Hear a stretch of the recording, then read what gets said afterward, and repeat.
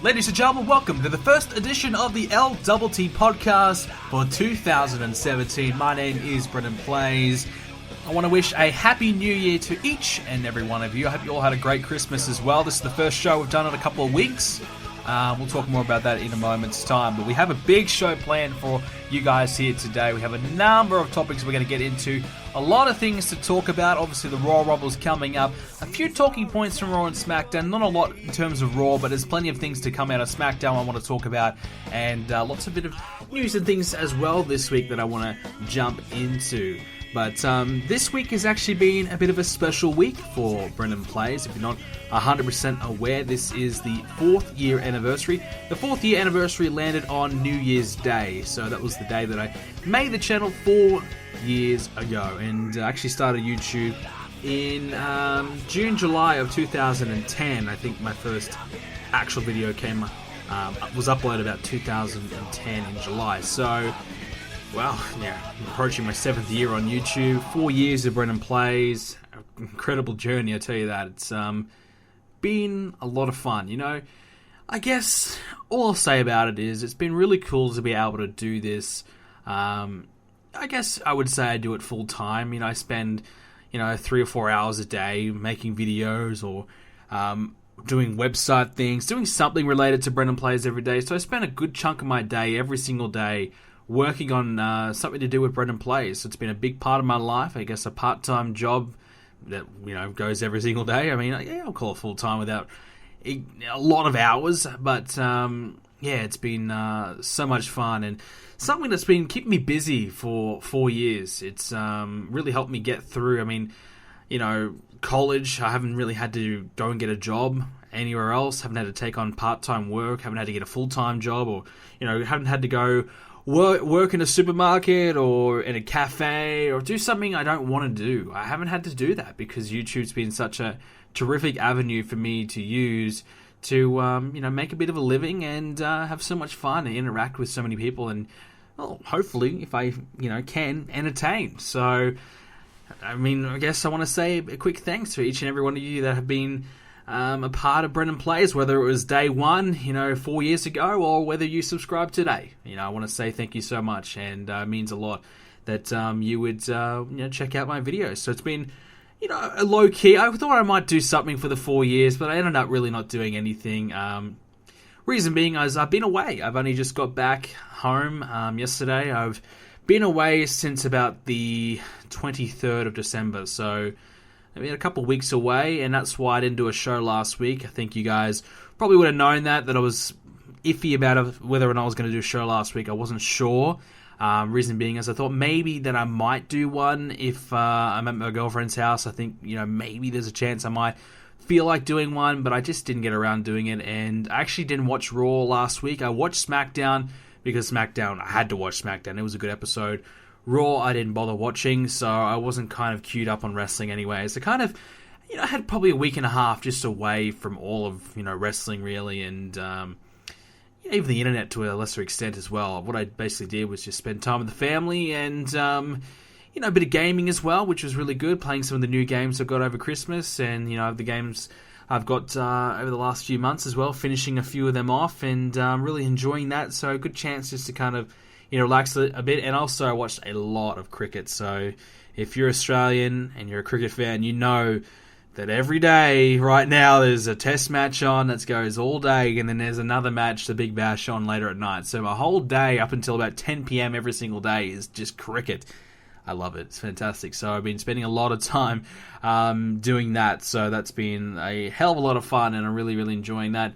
But it's meant that my time has kind of been, focused on that rather than doing, video work or doing much else. So that's basically been what I've been up to over the last couple of weeks. And I do apologize, like I said, for not doing a show last week. It's kind of been a bit poor from me. I kind of apologize that I've been a little slack with the show and I've missed so many episodes in the last 6 weeks or so. I really didn't want that to happen. I really wanted to kind of get every single week done every single week of the year, but this has probably been my worst year in terms of the podcast and missing episodes. Normally I'm pretty good. Normally I might miss 2 or 3 a year, But I missed probably maybe 5, 6, 7, or 8. I don't know, something like that. Something a little bit poor. So I do apologize for my inconsistency, but we should be back 100% on schedule for the time being. I'm not sure what's going on, but I highly doubt that we'll miss another episode anytime soon, which is good. Very, very good, and very happy about that. So, yeah, I mean, it's been an interesting couple of weeks, and I kind of got back yesterday, and today I kind of, spent a lot of time working. Yesterday I was up till about 3 a.m. trying to get some videos done as well, kind of trying to catch up a little bit.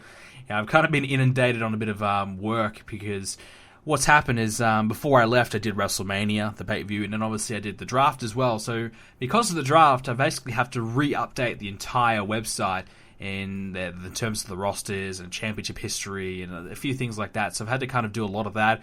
I've been working on some graphics for things and trying to organize things for the upcoming shows. So it's been kind of busy, and obviously I need to get the next episode of Universe Mode done. So by the time you hear this, the next episode should be out on the channel right now.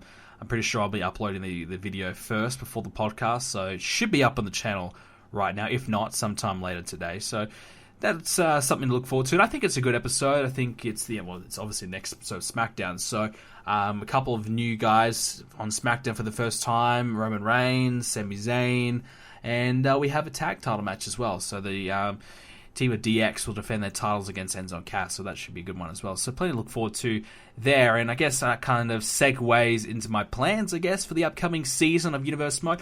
I used to call Universe Mode like a year, like a year of Universe Mode was the night after WrestleMania, generally the draft day, the draft up until WrestleMania, so that would be a year. But I've kind of just realized today, why don't I just call it a season? Like, it makes more sense to call it a season. I don't know why I haven't been calling it a season this whole time. So a season of Universe Mode. So we are now in season 4 of Universe Mode, I guess you can say. And lots of good plans. The next pay-per-view will be Payback. We're going to do an NXT TakeOver in game time in next week. So we're going to do SmackDown NXT, and then another week of Raw, SmackDown NXT, and then after NXT it'll be NXT TakeOver, if you get my drift. So a couple weeks, and then we're going to do NXT TakeOver. The reason being is I figured that it'd be a good way to kind of just start NXT off with a bit of momentum, just to have a big show, have some titles on the line, get some big matches out of the way, and kind of reestablish everyone again. 2 weeks to kind of get everyone used to who's on NXT again and some of the fresh faces, and then boom, NXT TakeOver. Let's do it. Let's get these titles on the line. Let's go for it. And then we can continue on and start to build up some fresh names and kind of go from there. So that's, I guess, the plan that I have right now for NXT for the short term, and still kind of trying to download a lot of new NXT superstars and community creations. I've been able to find a lot of good people. I will say this has probably been the best year in terms of community creations I've ever seen, because obviously now we have so much freedom. We can create alternative attires, and now people have been able to create some really, really, really good-looking creative wrestlers for all the different wrestlers that are available. For example, my Bobby Roode is terrific. It looks just like Bobby Roode. Kurt Angle that I've got is fantastic. So many good creations. So if you are a creator, well done. You are doing a fantastic job this year, and it really helps someone out like me. I hate using creations, and when you use them, you want them to look as good as they possibly can, but sometimes they just don't look any good, and you're stuck with using that. Everyone in my comments always says, Brendan, that creator wrestler looks terrible. Why are you using that? It's horrible. Trust me, I get it all the time. And when you get a good one, when you get a good creator wrestler, not many people say much, but you get the odd person say, dude, that's a good damn, that's really, really good. Keep using that one. That's really good. So it's nice to kind of remove those comments, and I haven't had any comments yet, albeit we haven't had that many creator wrestlers put in yet, but we definitely will be now with NXT, and we'll see what the reaction is. Hopefully it's positive, because I'm kind of tired of seeing some of those comments, to be honest with you. Before it was the, why don't you bring in the Universal Champion? I almost call it Universe Mode Champion. The Universal Championship, I got that one for a long time. And the funny thing is that I brought in the Universal Championship for the draft. And then I still got so much criticism. Brendan, why are you copying WWE? Why don't you be creative? Why don't you be unique? Why don't you, why did you bring in the Universal Championship? It's, mind-blowing that people actually don't realize that I still base my show off real-life WWE to a lesser extent these days. And obviously got 4 years of Universe Mode that I've done personally. So it's hard to kind of emulate WWE to that degree. But obviously in terms of championships, pay-per-views that they do, I still kind of do majority of it based on WWE, and I'm not going to bring in a custom championship. That's just not my thing. And the World Heavyweight Championship, it's kind of dated now. It's a few years out of the scene, so it's kind of time to move on. And it was always my plan about 4 or 5 months ago to switch the championships at the draft and bring in the Universal Championship to Raw. That was my way of getting rid of the world title and then creating the Universal Championship. So that was always going to be my plan. And people were just kind of bugging me. Every single day I'd probably get a message saying, bring in the new championships. Why haven't you brought them in yet? Patience. You do it at the right time. It's all about timing, bringing it in at the right time, at the right place. And I kind of was thrown off a little bit by the new Raw Tag Team titles. I was like, oh shit. I didn't expect that at all. So I just kind of said, oh, frick it. Fuck it. I'll just put it in, whatever. So put it in and, made sense. Fresh start, new beginning, SmackDown tag titles, I just changed the design. I didn't care. Whatever. Who cares really? But, the Universal is a little bit more important. So I kind of made sure that I did something decent with that. And hopefully people are happy, but a lot of people seem to be kind of upset. That's the thing. Like, you just cannot please everyone. No matter how hard you try, you just can't please everyone, and especially wrestling fans. We've talked about this a lot on the show, but you just cannot please a wrestling fan. There's always something they're upset about. And geez, I reckon 95% of my comments were saying, hey, please bring in the Universal Championship. Nobody ever said, hey, can you not bring in the Universal Championship and keep the gold belt, please? If I had to put a poll up, I think, I reckon probably 80%, I would say. Maybe you obviously get some people who say, I hate the Universal Championship. But I reckon 80% would have said, hey, change the championship. So, still disappointing. I got so many comments. It wasn't just a couple. It was actually, a lot. I was really surprised by it, how many people really upset about it. The other thing as well, obviously, we talked about it last week as well, was the negative feedback on WrestleMania. I won't go into it too much, but WrestleMania, over 1,000 likes now, up to 50,000 views nearly, so that's pretty happy with that. I'll take that as a big success. Obviously, you want as many views as you possibly can. Maybe you thought it was going to get a bit more, but it's still rising every single day, going up a couple thousand every couple of days. So that's very, very positive. I'm still glad that people are still watching, and obviously the draft as well at the same time. So 2 very successful videos at the same time. That's why I didn't feel as bad when I didn't upload for a week or so, because I knew that I had 4 hours of content I just uploaded in the space of a few days. So yeah, you probably want to take a bit of a break from my show. Maybe a week or so off would be good. And to be honest, actually, a week off for me personally was good, and a week off for my channel was good. I was actually gaining more subscribers not uploading than I normally would when I am uploading. So, go figure. So, I guess everyone was enjoying WrestleMania, everyone was enjoying the draft, so there was really no pressure on me to upload, which was really nice. And I'm glad that most people enjoyed it. I think all the feedback was pretty good, so I'm very, very happy about that. And like I said, Season 4 of Universe Mode is going to be huge. The next pay-per-view will be Payback. Lots of big matches I've got planned for Payback. And even I got some ideas up until SummerSlam. I'm thinking about bringing back King of the Ring as well. I think that's an idea that's been thrown around for a couple of years now, and I think I might actually execute it this year. Generally, my idea with King of the Ring is I'll bring it back, and the winner of the King of the Ring will get a title shot at SummerSlam. And I think that was the way they used to do it back in the day, and now, these days, it's, you're King of the Ring, so what? So that was basically how they kind of do it nowadays. But I think, the way I'll do it is King of the Ring winner will get a SummerSlam title shot. They might win, they might lose, but that's a good way to kind of build up a new contender for the world title at SummerSlam. So that's something that I'm thinking about, and I think King of the Ring it's probably a good time. We haven't had it yet. It's, the 4th year of Universe Mode. If we're going to do it, it might not be a bad time, obviously to spice it up as well. Still kind of deciding if I want to do bragging rights. I definitely love doing the bragging rights pay-per-view. Kind of deciding which pay-per-view I want to get rid of. Do I want to get rid of Battleground or Extreme Rules?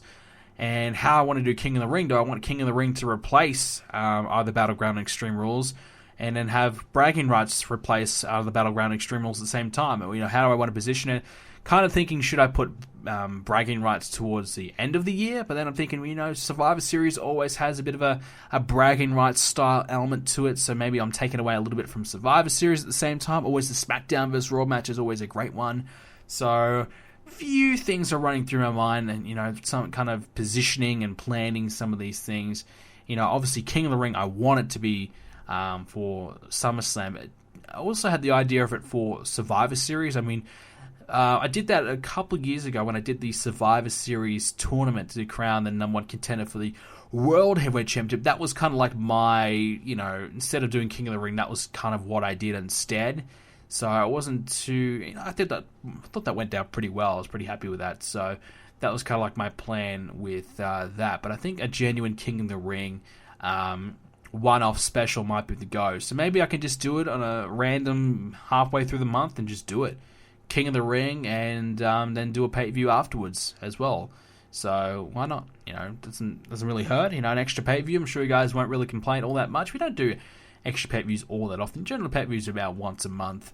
Sometimes if I'm feeling really good, it's, you know, once every 3 or 2 weeks, but generally once a month. So, you know, throw an extra one in there, here and there, won't be too bad. And obviously, King of the Ring, I just have to do King of the Ring matches. Just get it all done in one night, and that's it. Don't have to worry about anything else. So I think that's something I definitely want to do. Maybe I'll put a poll up on the website discussing if you guys want to see that. So that's some of the plans I've got for the upcoming season of Universe Mode, certainly for the short term. I'm not kind of thinking anything past SummerSlam at this point, and I guess why would I? That's, you know, 4 months away.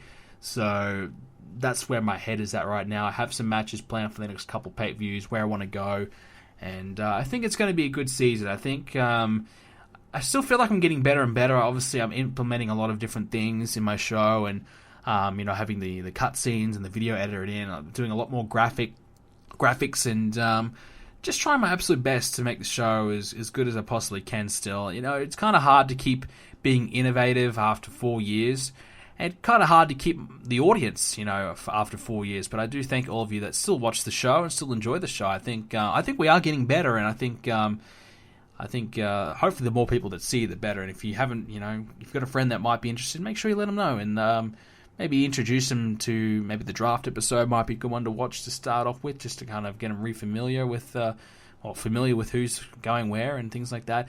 The rosters will be updated. A lot of people were kind of wondering when am I going to update the rosters. They will be updated over the next 72 hours, 48 hours, depending if I can be bothered to do it. I'm kind of, you know, I did half of it, then I kind of stopped and started working on some different things, so I need to go back to it and finish it off. So that's something to keep an eye out for, and I'll let you guys know when that's all updated in the next couple episodes of Universe Mode. But that's pretty much all I've been up to, some of the plans I've got. So it should be a very exciting year, and 4 years of Brendan Plays. It's been a fun ride, so hopefully we can keep on going. And, you know, I've kind of discussed, you know, is this going to be my last year of Brendan Plays? You know, I still think we've got another couple of years left in me. I still really enjoy making videos. I still can't imagine life without videos at this point. Basically, my whole life, to be honest, really revolves around my YouTube channel. You know, if I go away somewhere, I'm always like, oh my god, how am I going to get videos done? You know, I need to make videos in advance. I got to do this. It's always revolving around my channel. So it'd be a big piece of my life that's gone missing. I guess the only thing that would really take me away from it is if I get a full-time job doing something and don't have time. But that won't happen. Maybe it'll happen towards the end of the year at best. So we'll still get at least another year.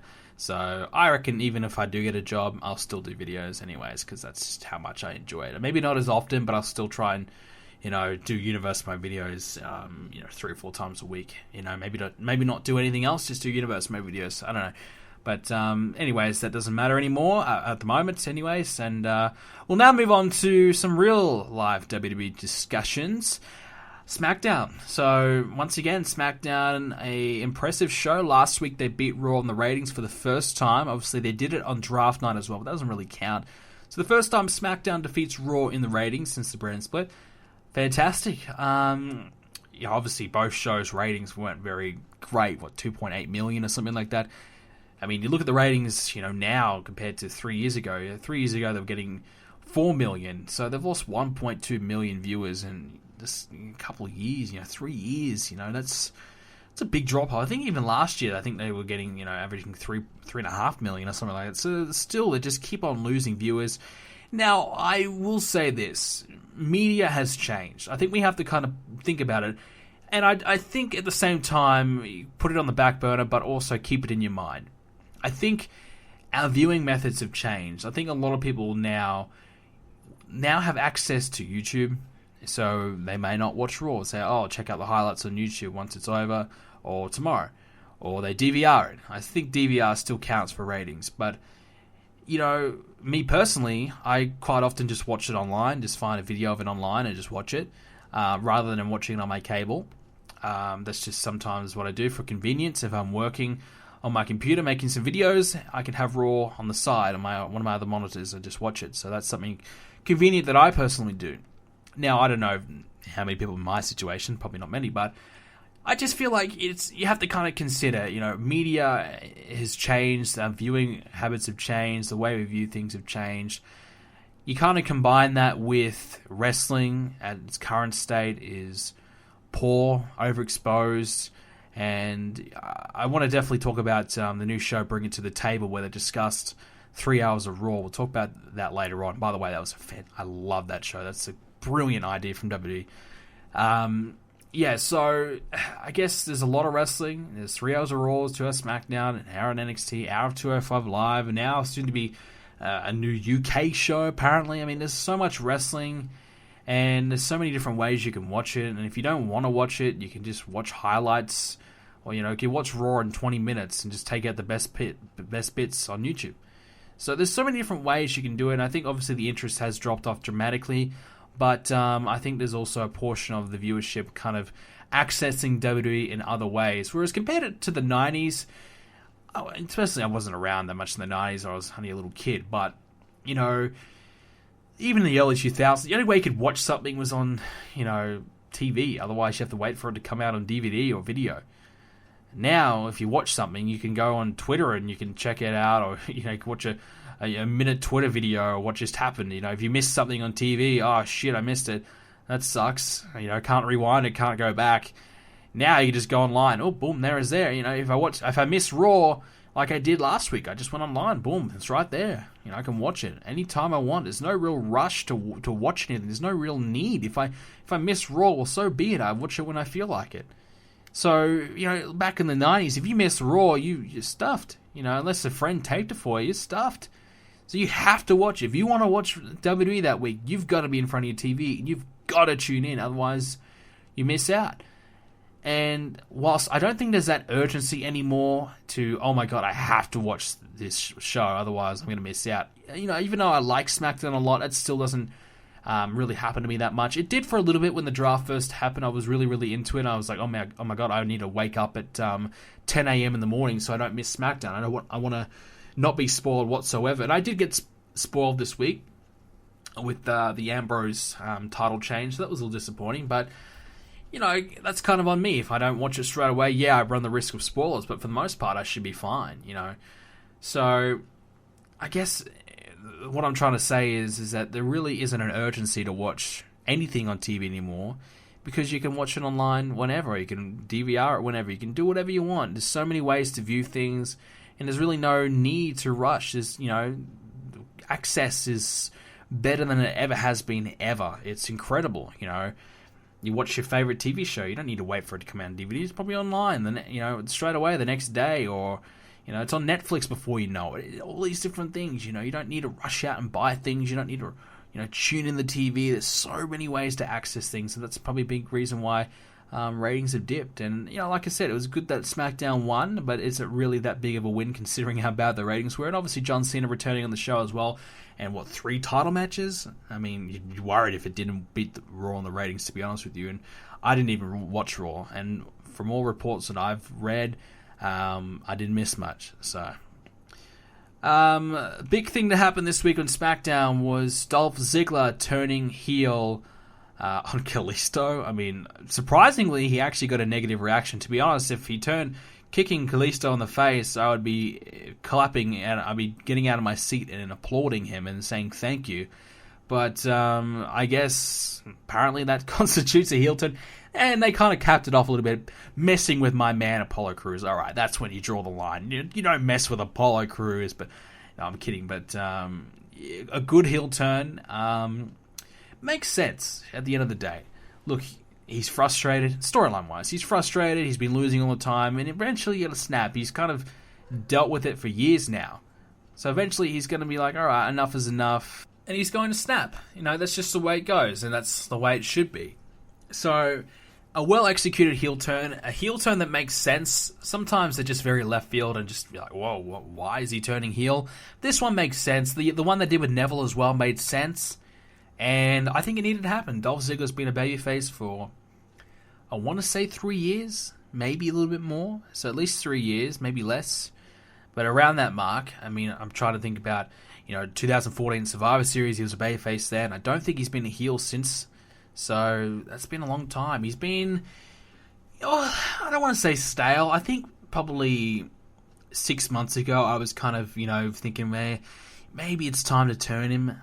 Before that, I was really against it. I feel like he's a good mid-card babyface and a guy you can rely on. A guy the crowd will always, cheer. But the crowd have just stopped believing that this guy can ever be anything. I think we've all kind of given up on Dolph Ziggler at this point. And even though they still try and, elevate him, give him the odd title match here and there, it's not really going to change our opinions. We still think that Dolph Ziggler's always going to lose. He's never really going to win the big one. And maybe a heel turn is the thing he needs. I like where they're going with it right now. But still, you think about it, they've got AJ Styles, you've got Bray Wyatt, Randy Orton, you've got Dean Ambrose, John Cena. Those guys are ahead of him. Even The Miz, I would say, is ahead of him. And certainly now Baron Corbin as well. They're kind of positioning Baron Corbin as the next main event guy. They've kind of let him take that spot as a main event heel. They're certainly trying their best to establish him there. And I think they're actually doing a good job. And now I'm not really a big fan of Baron Corbin. I got to say the triple threat match he had last week with Styles and Ziggler, obviously look at the guys he's in the ring with, but I think that was good. I was impressed by his performance. His mic work really needs some work. I watched him on Talking Smack, and he can't talk unless he's got a script in front of him, it seems. He's just struggled with his words. The problem with Baron Corbin is he just doesn't look threatening, and they're building him like a monster. What is he, 6'5", and, he doesn't look like a big, tough dude. He's got long hair and some tattoos, but, you look at Baron Corbin and you compare him to Braun Strowman, it's no comparison. So Braun Strowman's a scary motherfucker. Baron Corbin's like, all right, this guy, he's a fake. He's just a wannabe tough guy. He's got some tattoos, doesn't mean he's tough, So he just doesn't look the part, and they're trying to build him as a monster. I think they're just going to build him as a dude. Like, don't try and push him as this big guy. Don't focus on his size so much. Just focus on Baron Corbin. Develop a character. Don't try and utilize size and, the tattoos and the, the most metal athlete and all that kind of crap. Don't worry about that. Just worry on developing a character and kind of remove the size element out of the situation. I think they'll do a little bit better with him because the believability, yes, he's coming up against AJ Styles, is 5'10". That's going to work with size, but he comes up against someone who, is 6'3", and Baron Corbin doesn't look like he's much bigger than him at all. Baron Corbin either needs to put on a lot of muscle mass or really kind of change how they're developing his character. That's just my opinion, but I think definitely they're doing a good job with him building and building and building. I probably would have... I don't know if I would have pushed Baron Corbin this quickly. I guess at the end of the day, it's been 6 months since he's been on SmackDown.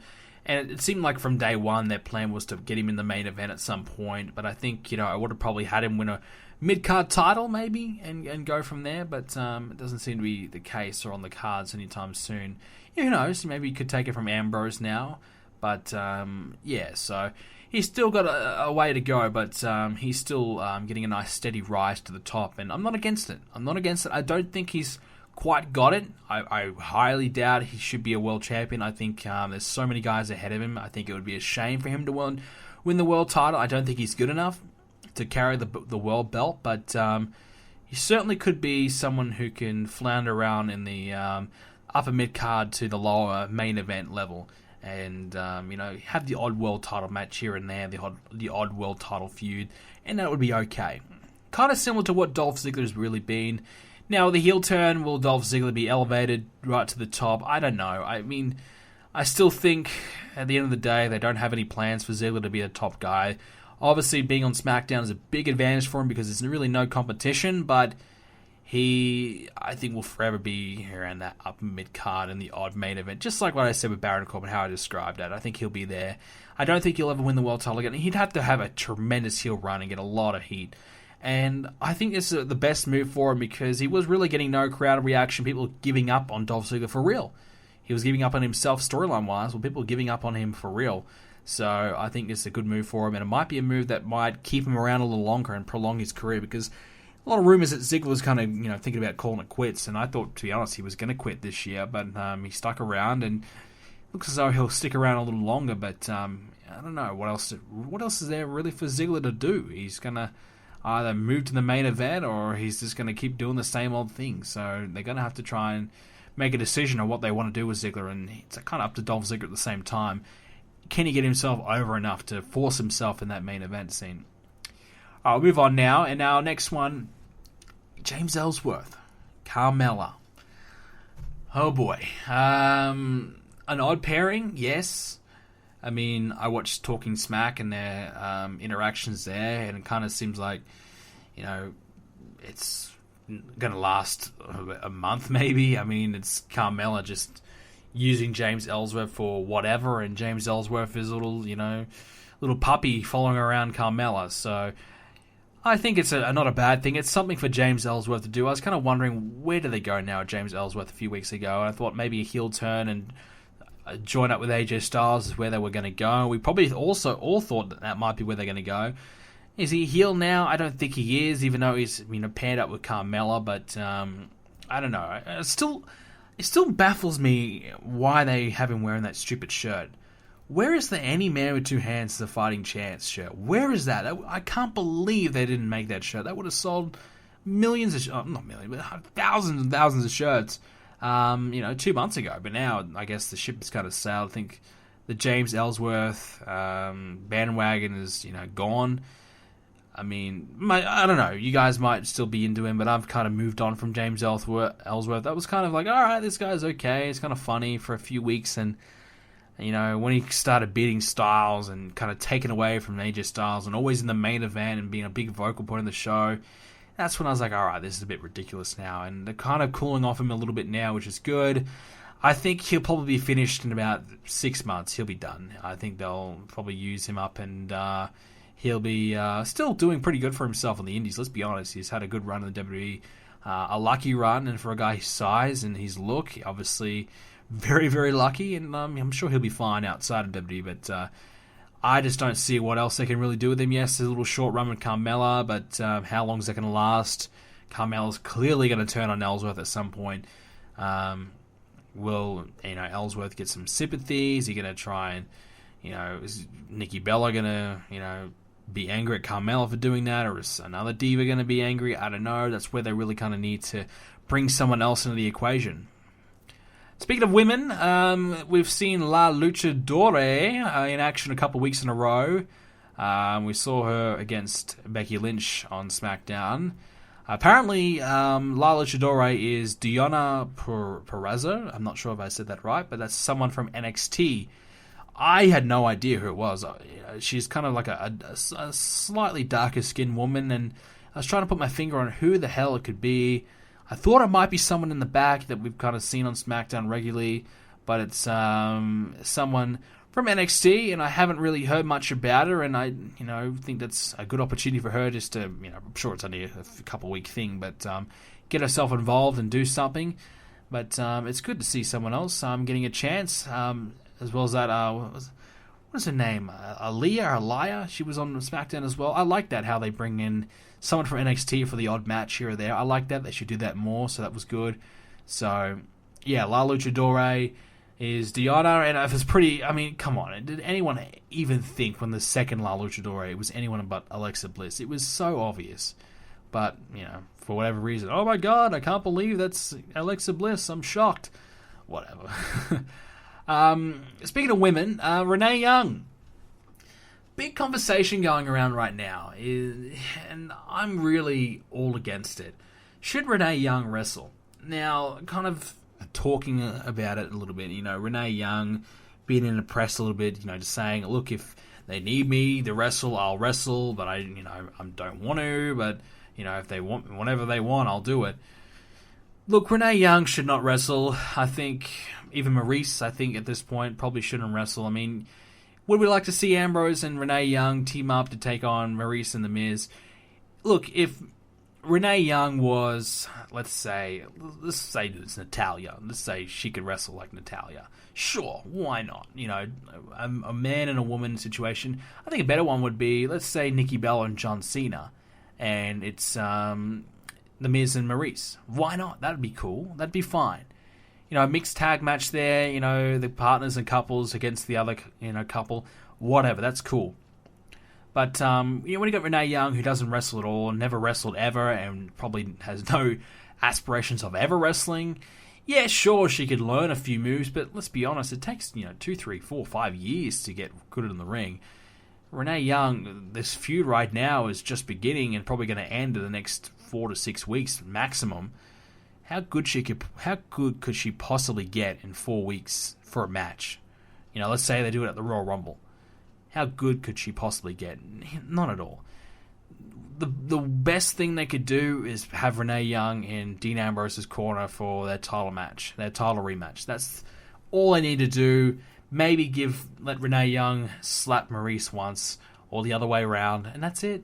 That's all you need to do. There's no need to force her to wrestle when she can't. She doesn't really want to. She's not there to wrestle. There's no need. Why? What's the point? It does not have to happen. So I think making Renee Young wrestle would be a major mistake. There's no need at all. I mean, they can still prolong the storyline, still get whatever they want to try and get out of the storyline without her wrestling. Having her slap and having her talk shit about The Miz and Maurice on shows and interviews and whatever, that's all they need to do. That's Renee Young's way of getting back at Maurice and The Miz, is kind of talking about it and shitting on them on Talking Smack or whatever. That's her way of doing it. And that's, that's her finisher. She's a reporter. She's an interviewer. That's all she needs to do. She just needs to talk. So you can have her say a few things, and that's really all there is to, maybe a slap at best. She did a slap to The Miz a few weeks ago. It wasn't even that, great. So she hasn't quite got the slap down packed. I can't imagine her slapping anyone anyway. Seems like the nicest woman in the world. So seeing her trying to, be all bitchy and mean is a little strange to me. I guess obviously seeing on Total Divas as well, it's like, well, I can't really believe that she's kind of like that. But yeah, so no, a big no. Let's not force it. Renee Young, stay behind the microphone. Don't try and wrestle. Last week we saw the Wyatt family lose the tag titles to the American Alpha. Now, I want to kind of talk about, is this the right call? Like, is this the right decision for the Wyatts to lose the championships already? We're going to have a title rematch next week on the show. Look, I'm a big fan of American Alpha. A big fan. They're probably my favorite tag team. I think they're fantastic. They're so much fun. Obviously remind me a lot of the world's greatest tag team. And, I think in the ring, they just bring it. They just deliver it, full of energy. It's exciting to watch them go about their work. I'm really happy they won the tag titles. I think it was always inevitable that they were going to win the tag titles. I felt as though winning it off a one-off SmackDown matchup, they became number one contenders, but it was like a 2-week build-up to it. Was a little disappointing. I think a win at the Royal Rumble after, 6 to 8 weeks of build-up to this moment would have worked a lot better. So I thought the build was not quite adequate enough. And it was disappointing, that they only got that much time to build up to it. And I just felt it was out of the blue. It just felt like the Wyatt family were dominating. And, JBL every week, oh my god, these guys are unbeatable. No one's ever going to be able to beat them. Good luck. And then the first time they defend the belts, they get beat, So, maybe the third or fourth time, whatever. But, so it's like, well, okay, that wasn't hard, was it? So, it was a great match, don't get me wrong. I really enjoyed the matchup, and kind of makes me wonder, was Zack Ryder and Mojo Rawley going to beat the Wyatt family for the belts? Because that's who they originally planned to be in that title match. So was that the plan? Those two goofballs are going to beat the Wyatts? God, I hope not. So if that wasn't the case, it was a big change of plans. So they've gone completely away from the whites and stuck it on the American Alpha, which is very odd, very strange. So for me, it looks as though they were all, we're going to win the belts. Mojo Rawley and Zack Ryder, the Hype Bros, were going to be champs, and that would have been a tragedy. The whites losing the Hype Bros, give me a break. Hard enough to believe they've lost it to American Alpha, let alone the Hype Bros. But I guess they're kind of building towards Bray Wyatt and Randy Orton. I think we all know that's going to happen. But a bit of dissension between Randy and Luke Harper, obviously. So slowly building towards that. Maybe in a few weeks past the Royal Rumble, we'll see those two guys butt heads and have a match. And then, obviously, once Randy defeats Luke Harper, he'll go on to Bray Wyatt. And I'd say Randy Orton will probably beat Bray Wyatt as well, let's be honest. So that's where I kind of see that going. But, I wouldn't have minded that title reign just to go at least until the Royal Rumble, just give us a little longer. I was really starting to get into the team, really starting to enjoy them as tag team champions. It just started to feel right. Even though Randy's a bit of a fish out of water in the tag team, just doesn't quite look right. I was just starting to get on board. I was like, all right, Randy's a Wyatt family, whatever. That's a bit far fetched, but sure, let's do it. Let's go with it. And I was starting to get on board, and then they dropped the titles. So I guess fuck me right for getting behind a team and enjoying a team. And finally, Ambrose won the IC Championship from The Miz. Is it the right call? I mean, I'm disappointed.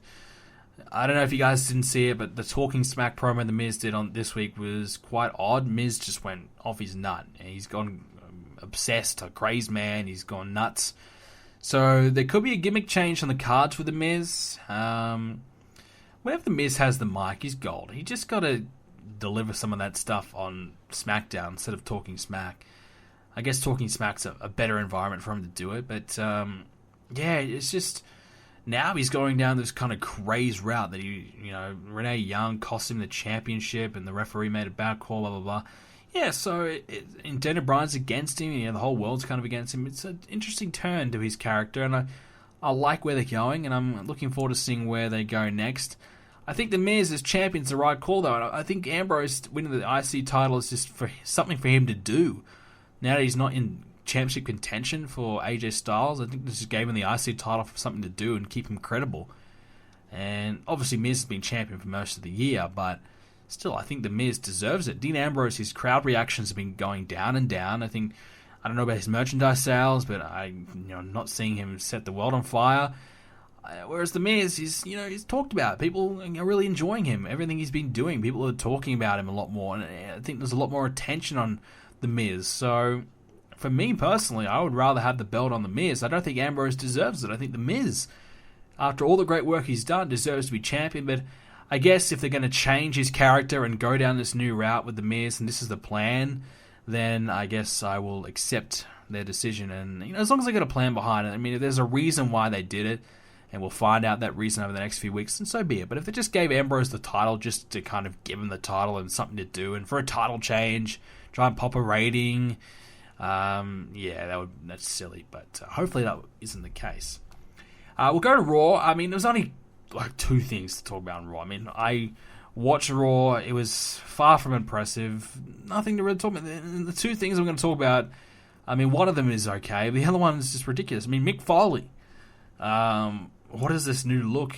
He looks odd. I mean, does it look better? I mean, got rid of the long hair and the long beard. I mean, it looks better, but still, I mean, I don't know. Mick Foley just doesn't look like Mick Foley. It just doesn't look good. I don't know. I'm just not liking it. There's a lot of... Mick Foley's been in the news this week regarding this insurance thing. I'm not, really... it's not my field to kind of talk about it, but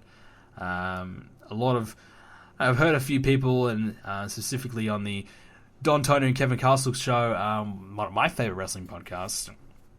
Don Tony, the host of the show, he's an insurance broker, and he was kind of talking about that Mick Foley is eligible to get insurance, even though he's got previous history and things like that. So all that's really sketchy about that insurance thing, and those GoFundMe pages set up for him, and that was a bit of a no-no, and it's like, yeah, all right. So it's a bit of a strange one. Mick Foley's kind of been in the news, and not for the good reason. So I wonder what's going on there, and maybe WWE wants to kind of sort it out for him. Maybe they'll just pay for his surgery. I think if WWE If I was WWE, I would just do it. Mick Foley, he's on TV.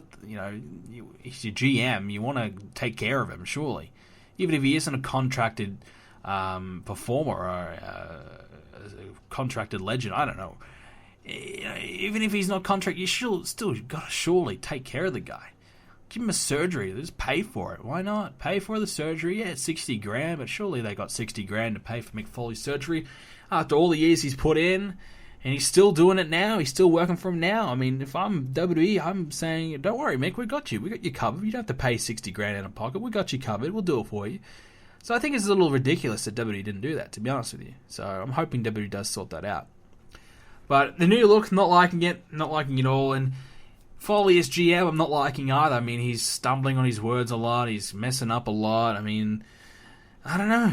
It's Mick Foley, not of old. It's just Mick Foley maybe just doesn't have it anymore. I don't know.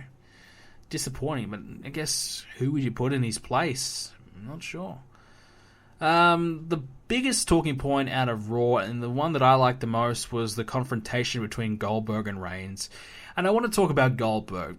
Looks great. And oh, by the way, now that I'm talking about physiques, Jinder Mahal. Gee, when did this guy get so cut up? This guy is just jacked. I don't know what he's taking. He's on something, but he is just gone from... I saw him like 2 months ago, and now all of a sudden he's got every bloody vein in his arm popping out of his body. He looks ripped. He's jacked up. So whatever he's doing, congratulations to him. Hopefully he's doing it clean, but even if he's not, who cares? He's doing great. He looks good. Anyways, Goldberg. Looks good, like I was going to say, and it's funny. It's so funny. A 50-year-old Goldberg comes into the ring and says, basically, I'm here, I'm going to kick your ass, there's nothing you can do about it. I'm going to take that title from you, try and stop me. So why does a 50-year-old Goldberg get to do that? And why does every other guy on this roster, maybe except for Braun Strowman, even Braun Strowman, does not look as intimidating and does not carry themselves like a badass? I mean, this guy, Goldberg, 50 years old, comes in the ring and I'm like, holy shit. Alright, Goldberg means business. Goldberg's gonna kick ass. So why is there no one else on this roster at all that carries himself like Goldberg? There's a reason why Goldberg's working. Even if he's 50, you still believe that, alright, this guy probably can kick Kevin Owens' ass. So why isn't a guy like Roman Reigns stepping in the ring, getting up in Kevin Owens' face and says, you and me right now, or whatever, I'm going to kick your ass, just short and sweet, and instead of talking shit on the mic, just get in his face and mean business. That's what Roman Reigns needed to do a year ago, and that's what they did with him a little bit when they was feuding with Sheamus. He was starting to do that. He was starting to be a bit of an outlaw, do some edgy stuff, and be a badass. And it was working. The crowd were loving it. And then he went back to his normal shit. And I look at Goldberg, and I'm like, my God, this guy just gets in the ring, and he just means business. He looks the part. He looks intimidating. He looks threatening. I mean, Roman Reigns, he looks, you carry himself like that, surely. And the only guy who kind of does it similar is Braun Strowman. So why is there no one else that carries himself like Goldberg? Get in the ring. I mean, Brock Lesnar's the other guy, yeah. But I'm talking about full-timers. I mean, someone just get in the ring and just be a badass. But surely there's someone who can do it and be believable. Because Goldberg did it and it worked. I mean, I was just like, alright, I got sold. I was more excited. And now the prospect of, the tease of Roman Reigns and Goldberg, well, I'm all for it. I mean, I wouldn't mind seeing it. I mean, spear versus spear. I think it could be absolutely shitted on by the internet fans because it's not going to be the 5-star work rate, high-flying match that they want to see these days. It's not going to be a technical special. But as a confrontation, as a, big name versus big name, as just a big match, like a good old throwback match. Guys, yeah, it can't really work that well, but, kind of like The Rock and Hulk Hogan. It's not to that extent. I'm not comparing it like that, but, two big names just face to face. It didn't have a great match, but it was just awesome just to see these guys go at it.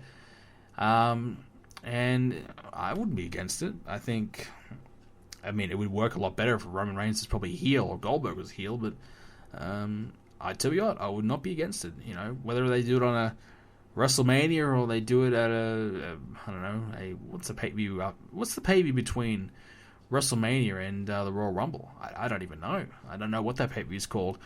But whatever that is, yeah, they do it on that pay-per-view.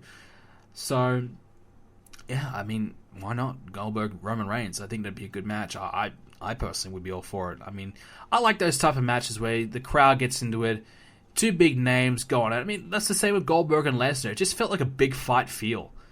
And we don't have enough of that. I don't care about, you know, is this a 5-star match? Did he do this move properly? It's just two big names, two dudes that are over, face to face, two guys that probably could kick your ass, face to face. They're going to beat the shit out of each other. That's what I want to see. That's what I want to see more of.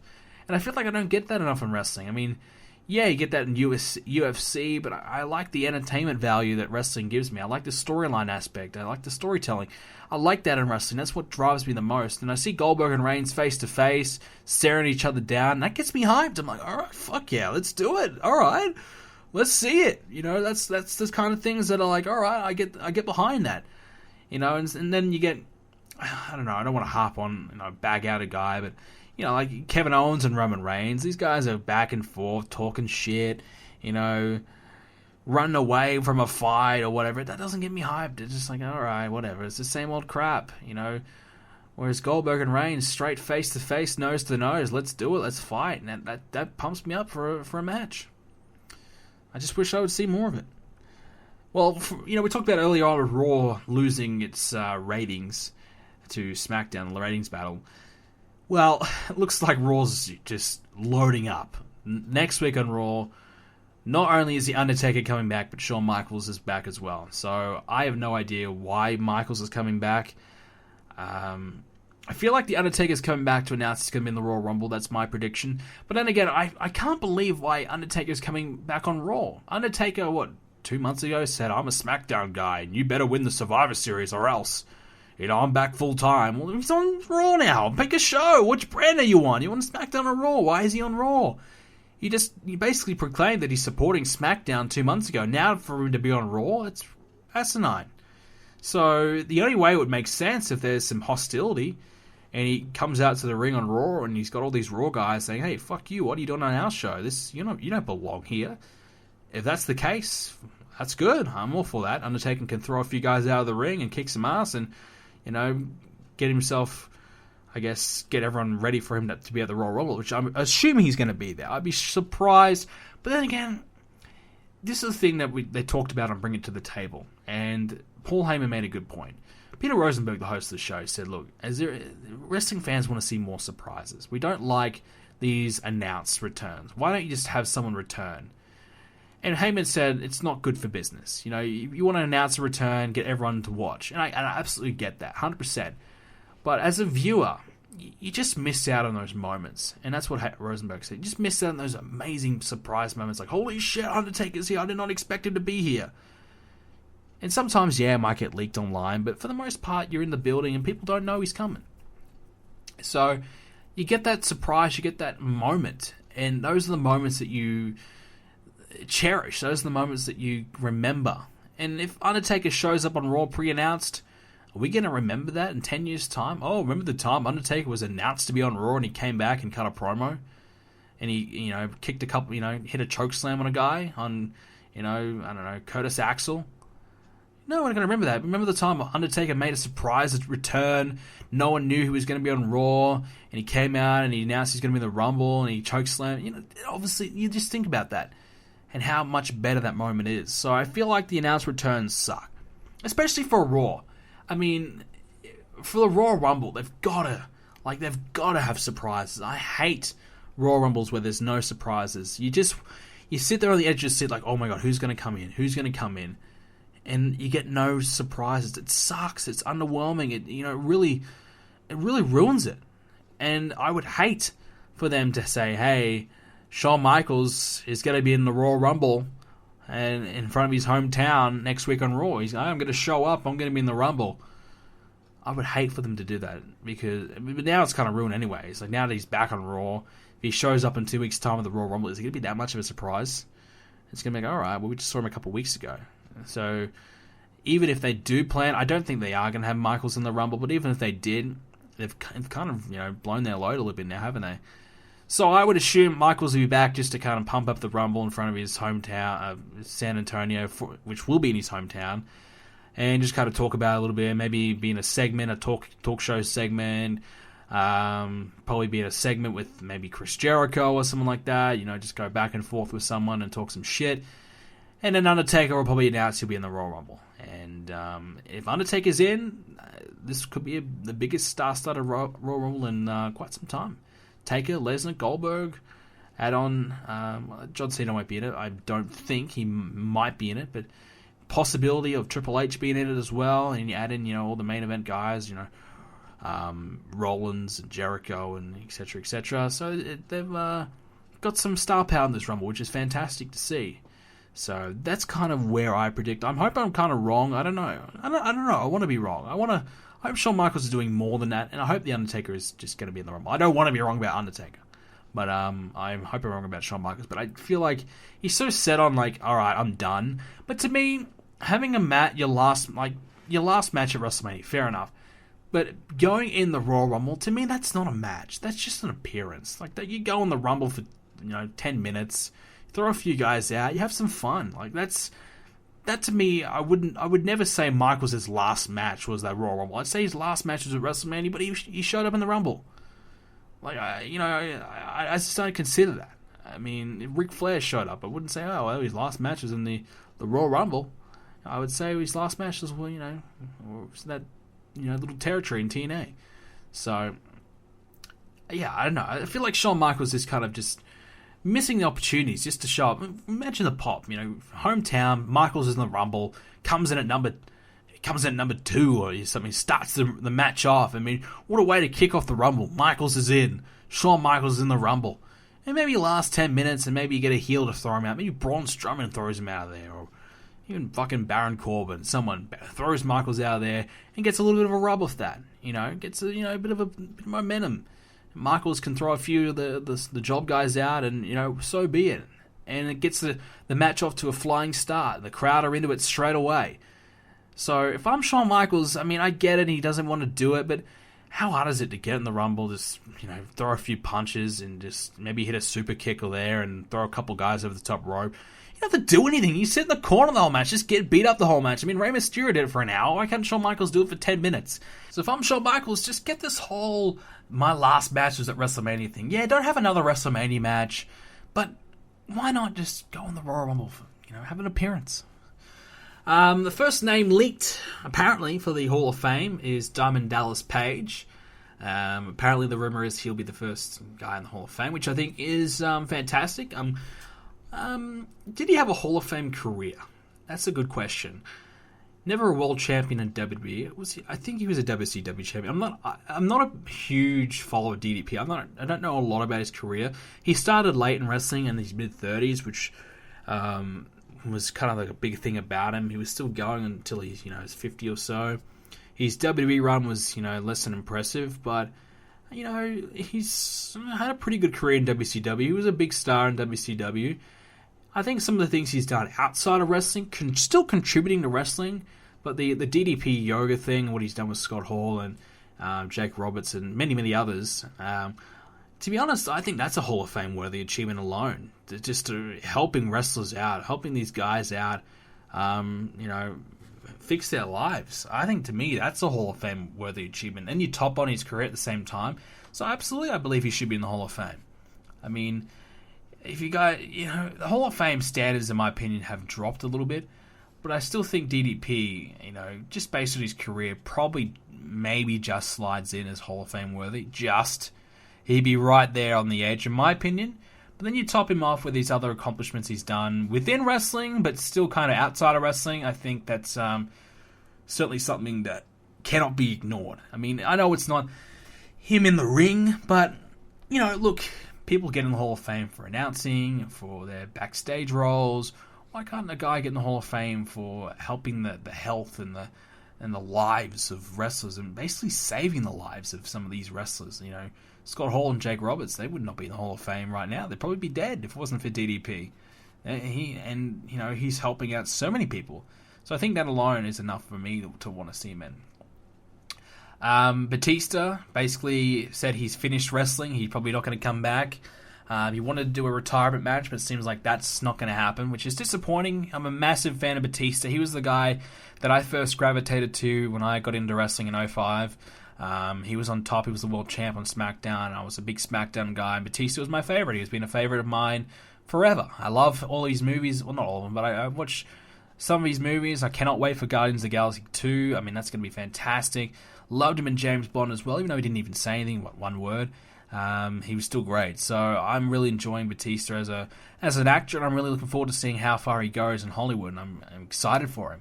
So I would love to see him have another match and have a proper send-off, which is disappointing. He probably won't get that. But again, it'd be cool to see Batista show up in a Royal Rumble once. You know, something like that. You know, there's a few things like that. It's not completely closed, but it's certainly dwindling away. And it's disappointing that Batista's not on great terms with WWE. I'm sure WWE probably a little disappointed as well. Can't cash in on the name of Batista. You know, all these major movies. But then again, when he was in WWE, he was in Guardians of the Galaxy. They never thought, WWE never really treated Guardians of the Galaxy as going to be a hit. They always thought Guardians of the Galaxy was going to fail. So they never really promoted it ever. They didn't give any Batista anything. You know, when he left, they never said, all right, well, you know, Guardians of the Galaxy star Batista. Didn't say anything about him. And I bet they're probably regretting that now, that they didn't, treat Dave better and get him back after that movie, because he had a lot of momentum. He was becoming a major star, and obviously after that he got a lot more movie offers, and now he's making more money than he ever has in WWE. He doesn't need WWE anymore. Doesn't need wrestling. That's why he's not coming back. He doesn't need it. You know, he's making more money than he ever would coming back for another match. So, and he's not, hurting his body anymore. So, I mean, credit to Batista. If you can do it, you can do it. Not many men can do it, but he's been able to do it. He's not going to be as big a star as The Rock, but certainly can have some supportive roles in movies and kind of make a living that way. That's absolutely fine. Another one possibly coming back, well, it probably seems like they're not going to come back, is Kurt Angle. He said he was going to be back in WWE next year.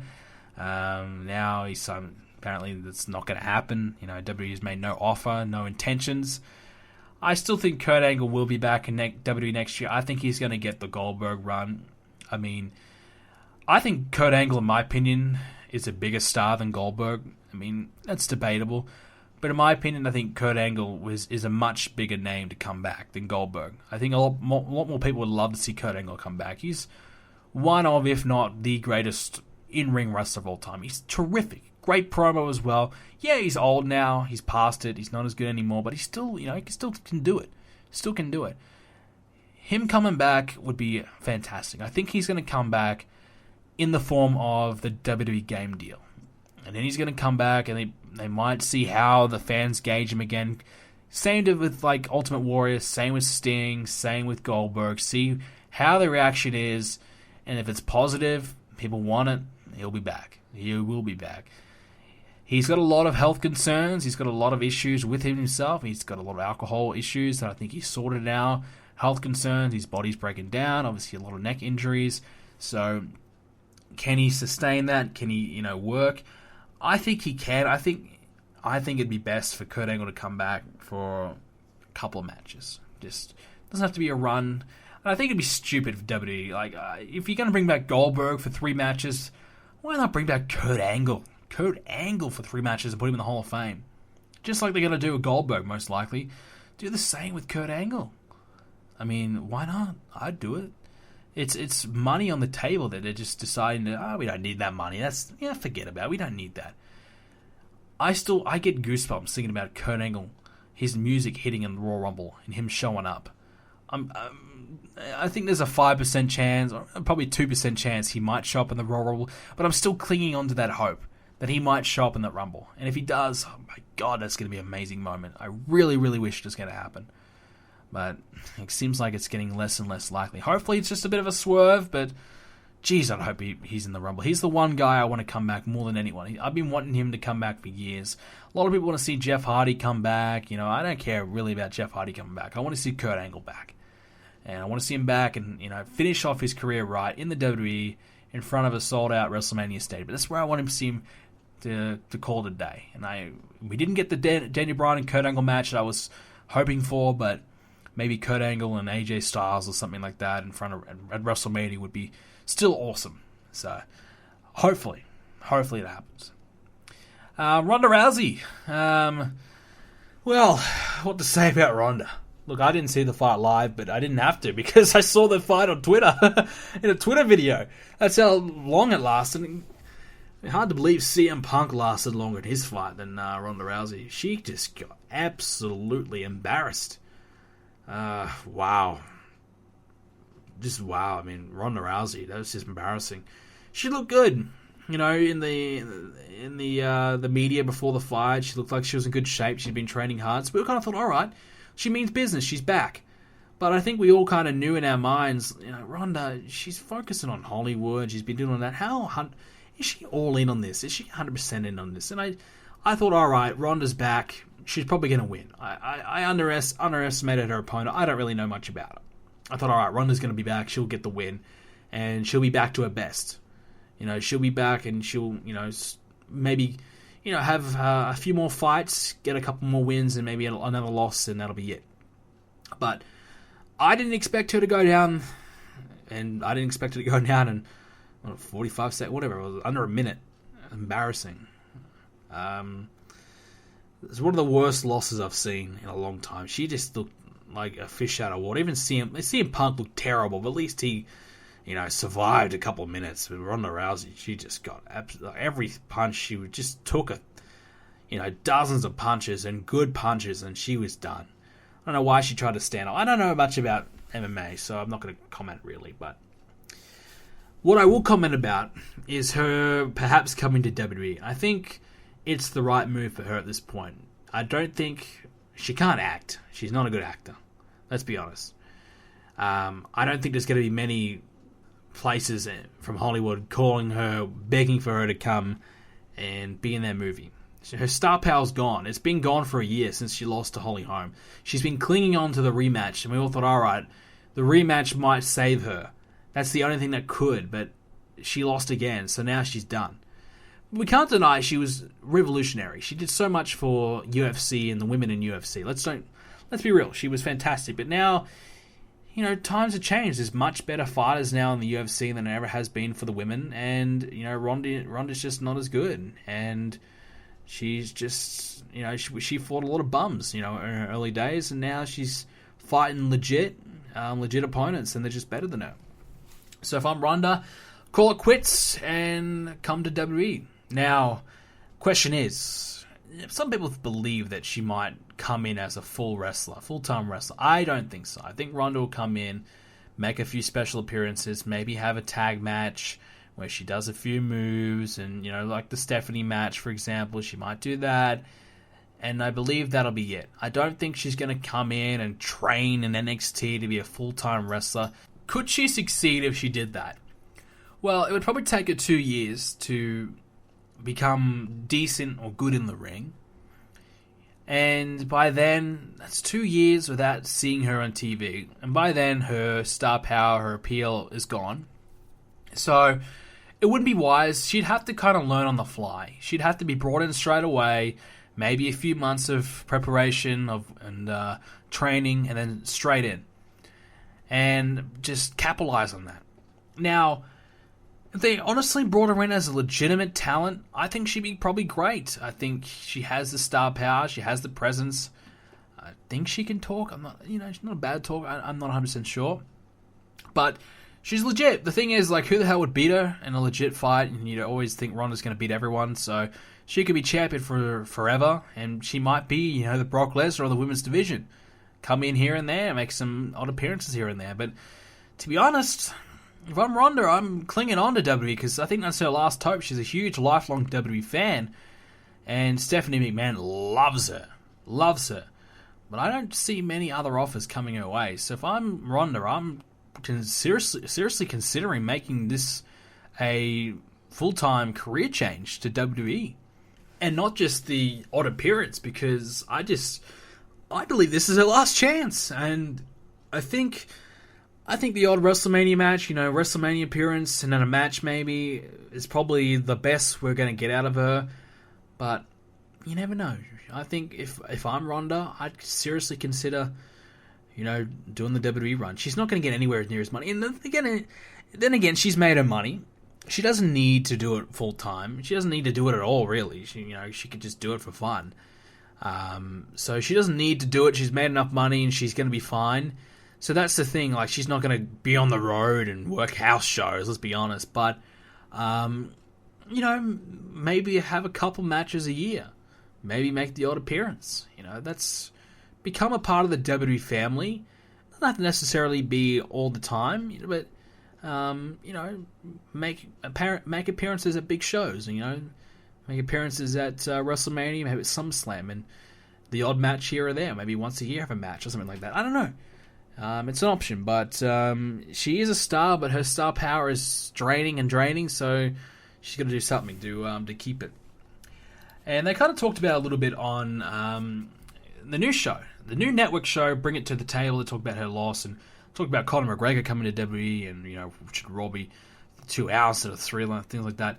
I want to say this is the best show on the WWE Network. This is a fantastic show. I think I'm not 100% sure of the format. I believe it comes from some kind of ESPN show. Is it Sports Center? I don't know.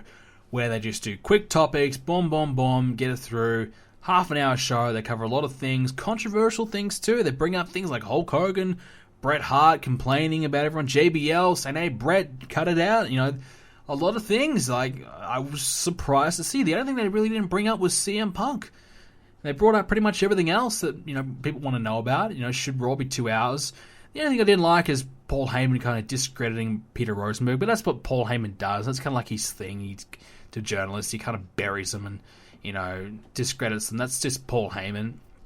But everything else, I thought JBL contributed quite well. I thought he was okay. Normally, I've been a bit against JBL in recent times. I thought his performances on commentary in the last couple of months have been, piss poor. But he was good on that show, and I think the whole format's fantastic. I would love to see more. I don't know how often they can do it. Maybe once a month, because I'm thinking, like, how much content can they really cover? Good content, good controversial, good content people want to know about and hear about and be discussed about. I don't know, but for the first iteration, it's fantastic. And this is, when I first heard about it, it surprised me out of the blue. I think, I was just kind of on Twitter and this new show came out. I'm like, oh, what's this? And I had to watch it straight away, and I'm so glad I did. It was fantastic. Just a really, really good stuff. Good insight, and, it's just topics that people see on the dirt sheets, people discuss on forums, For example, my own forums, brendanplays.com/forums. Yes, that's a plug, cheap plug. We discuss all of the topics that were talked about in the show. Conor McGregor coming over, or Raw, 2 hours, or, Cruiserweight division, the brands. But we talk about all those topics on forums and on Facebook, on Twitter. We discuss about it. The internet discusses it. So to see it discussed by, like, Heyman and JBL and, having a genuine discussion from WWE people and acknowledging it, is good to see. And I like that WWE are opening themselves up a little bit more to some of these things and kind of, all right, we're not protecting WWE so much. We're not afraid to kind of, say, hey, maybe Raw's not so great anymore. Maybe we should, change it. I'm not afraid. I'm glad they're not afraid of talking about that and discussing that and saying, oh, maybe the Cruiserweight division is not going so well. What can we do to fix it?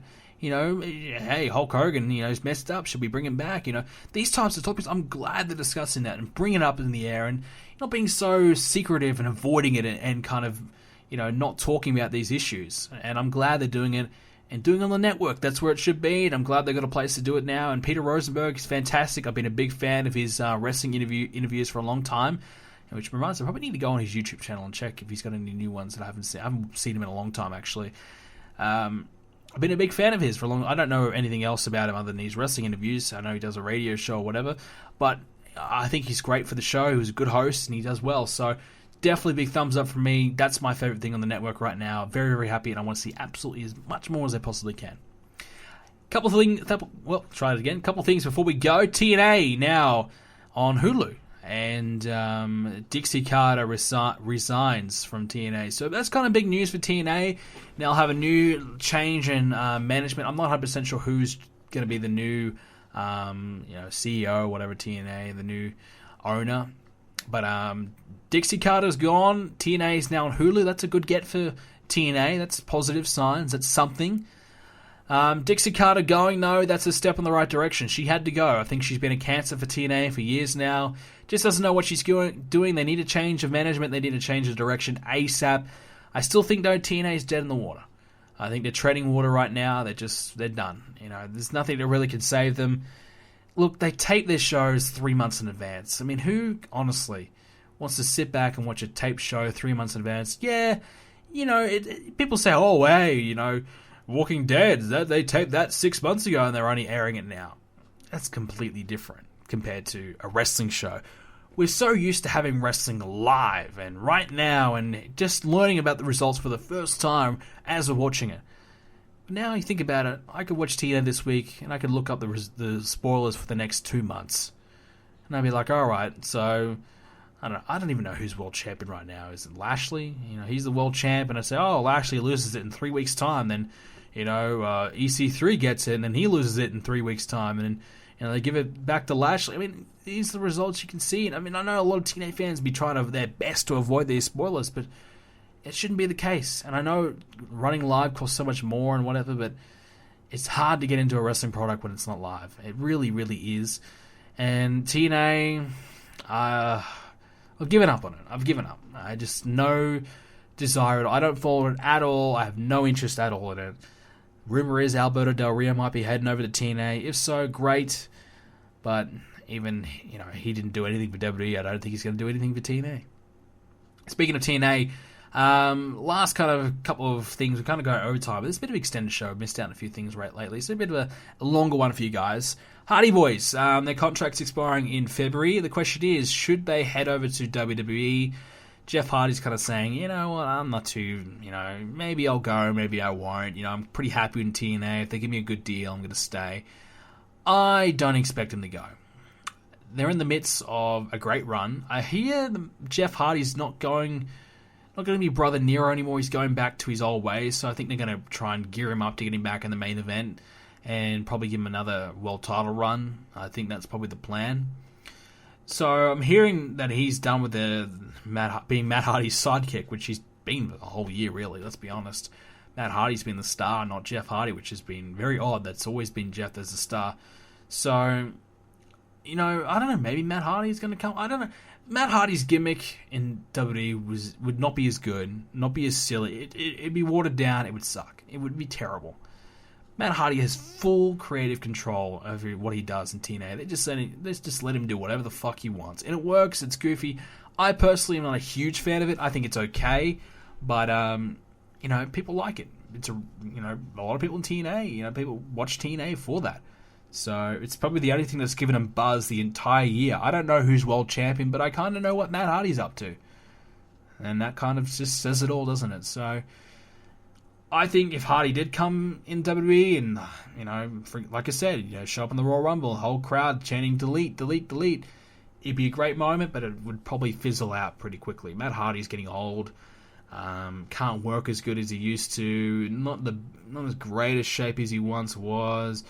The gimmick can save him, but like I said, they're not going to give him that full creative freedom, and it wouldn't be as good as it is in TNA, which is surprising to say. It wouldn't be as good as it is in TNA. I haven't said those words in a long time, but it's true in this instance. And finally, Wrestle Kingdom. I didn't get a chance to watch it. I'm probably not going to watch it, but I'm hearing it's good, so good to see other wrestling doing well. Japanese wrestling just isn't for me. I like I said, I watch wrestling for storylines and promos and, all that kind of stuff, and can't watch Japanese wrestling and really kind of get what I want out of that. So that's for me kind of like a bit of a no-no. But it's cool. So it's cool to see that. It's great to see someone can sell out a big building overseas and do well.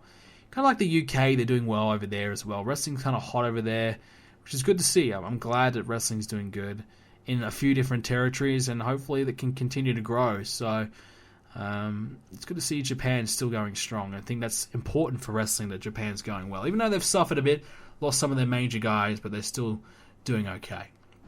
Alright, so we're going to get ready to wrap things up here on the show. A couple of gaming things. Finished Watch Dogs 2 over the week, and I'm going to say it's alright. I mean, probably give about a 6.5 out of 10 for Watch Dogs 2. I think they gave the first one probably about a 5 out of 10.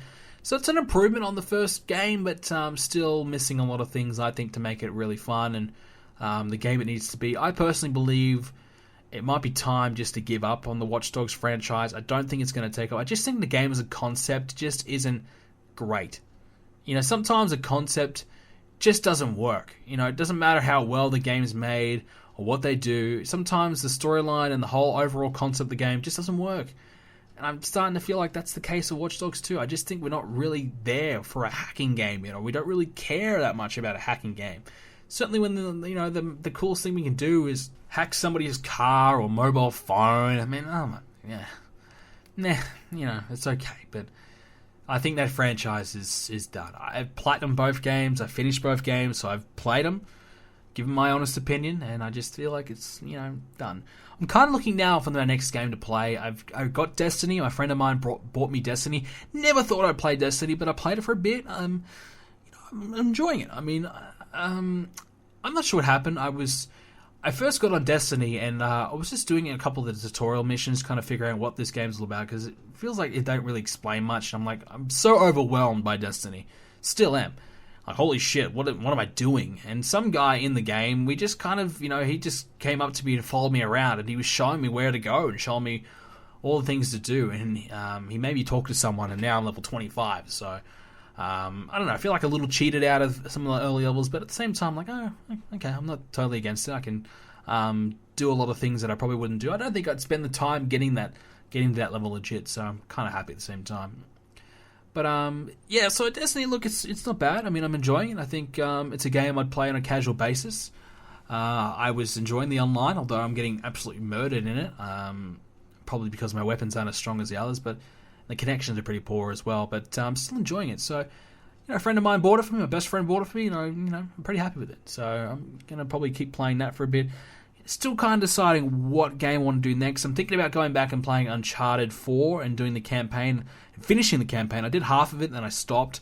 I played the new co-op on Uncharted. It's not bad. It's quite fun. It's not a lot to it, but it's something to do, and I enjoyed that. So, kind of after playing that, I've kind of got the Uncharted bug a little bit. Feel like I should go back and finish the story and get the platinum. So, I'm working on that. I actually hit 80 platinums yesterday, so that's pretty cool. So I'm looking to try and get 100 by the end of the year. Hopefully, fingers crossed.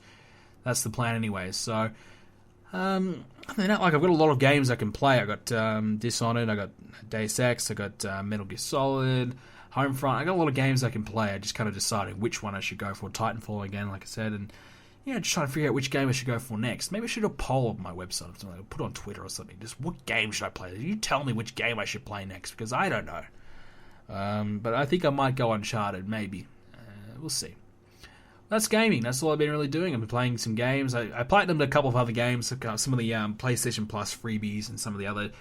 Some cheap games I got for like $5. I just platinumed them and been playing through them. So I haven't been playing a lot of AAA games, but I definitely want to start playing a few more, and Uncharted would definitely be fun to do. A couple of questions now to finish off the show. Once again, a long one. I kind of apologise, but at the same time, I'm not apologetic. This is kind of a make-up for some of the last few weeks of some shitty shows. I think this has been a better one anyway. So this first question comes from the man himself, Thomas Bell, always sending in questions. Thank you so much. And like I said, if you want to send in a question, make sure you do so by leaving a comment on the YouTube video, or head over to our Facebook page when we do the Facebook page post. Actually, remember this week, we remembered, you can also leave a voicemail on the website, breadandplays.com, or head over to the official forums thread and leave one in there. So we haven't had a lot of questions over the last couple of months, but I want to start getting some more in, and I want to start answering some more questions. So definitely send them in. We get a lot of questions that are like, who do you think's going to, win between John Cena and AJ Styles? We get a lot of those questions. Those questions I'm going to naturally answer. So you just kind of think of some questions that you probably wouldn't expect me to talk about or to answer in the show, and that'd be good. So Thomas Speller, which rivalry has been overdone in WWE this year? It's a two-part question. Which rivalry would you want to see more of? Definitely Sasha Banks and Charlotte was overdone. I think it's been probably 2 or 3 more, too many matches. I think we need to be left wanting more, not sick of it and wanting it to end. So I think they went a little bit too long with it. I think that was a mistake. I think they should have probably brought in Nia Jax or Bayley a little sooner, and that's their own fault. I think they just wanted to kind of get a few of those milestones out of the way and kind of, use that rivalry to have that Hell in a Cell match, have the Falls Count, just have those extra matches that they haven't done before. And I just felt as though they carried on a little bit too long. I think Hell in a Cell, they should have probably ended it there. And maybe too many title changes at the same time, going back and forth. But that's not to say I didn't enjoy it. I enjoyed the first few matches, but probably the last three, especially the Iron Man match, that was drizzling shit. So probably since the Hell in a Cell match, I've kind of been done with the feud. So I would have ended it right there. What rivalry would I see more of? I'm really happy they're doing John Cena and AJ Styles again. Even though we saw a few of those matches earlier this year, I want to see more of it. I'm happy to see more of. So I'm on board with that. Miz and Dean Ambrose, I don't really want to see more. I don't really care that much for it just quite yet. What else can we see? I want to see more Brock Lesnar and Goldberg. I'm happy with that. Keep going with that. I don't want to see more Baron Corbin and Kalisto. Can we get rid of that? That sucks. Don't want to see more of that.